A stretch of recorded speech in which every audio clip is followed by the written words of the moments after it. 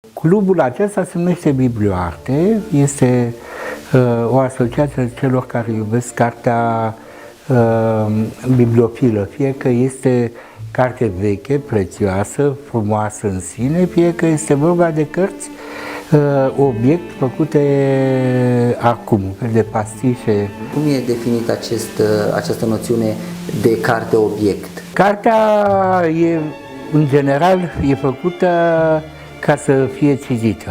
Așa știm noi. Înainte era făcută să se încânte. Manuscrisele cele mai valoroase erau, în general, purtătoare de miniaturi, erau cărți sfinte, trebuia să se impresioneze, Evangheliile și acum se sărută în biserică. E o reverență afectuoasă. Domnule profesor, care este diferența între o librărie de unde poți cumpăra o carte pur și simplu în centrul orașului și acest club? Păi, acest club, de fapt, promovează cartea, nu vinde direct cartea, promovează cartea obiect, cartea frumoasă, cartea legată frumos, cartea purtătoare de ilustrații frumoase.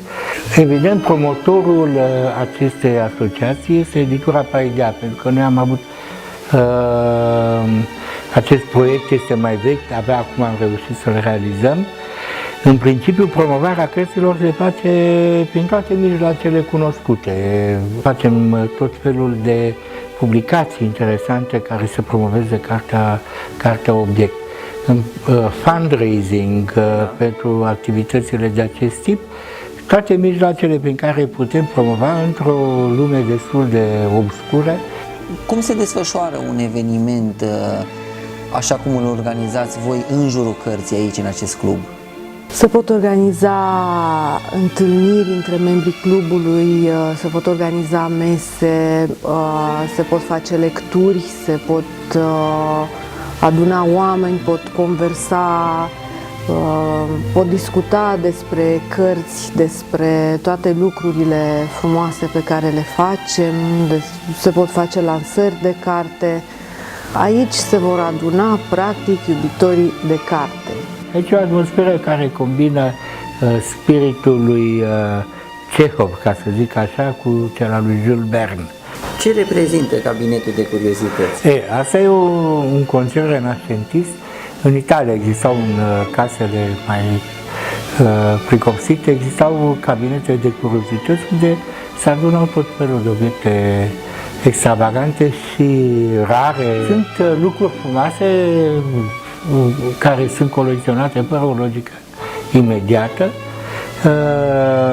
hărți care amintesc de marile descoperiri din secolul XVI-XVII, în fine, lunete, oceane. Noi am fost o generație oarecum romantică, o generație a dezghețului și ne gândeam că lumea trebuie să arate, noi trebuie să trăim în biblioteci bine încălzite, să fim savanți și lumea trebuie să umble dintre lucruri frumoase. Este un proces cu totul diferit în realizarea unei astfel de cărți? Paidea are o înclinație spre promovarea culturii românești în ultimii 10 ani și avem o siglă specială emblematic România. O carte concepută în acest sens este cea cu domnitorii români. Au fost cuprinse în acest album harmonii, care vedeți nu are cotor, este făcut integral pe hârtie manuală și ăsta este un concept. Există și o broșură care îi prezintă pe toți. Un alt lucru foarte frumos care l-am făcut este Carmina Burana. Astea erau versurile goliardilor, studenților rătăcitori care veneau dinspre Bologna spre Paris. Și în fine avea un argot special.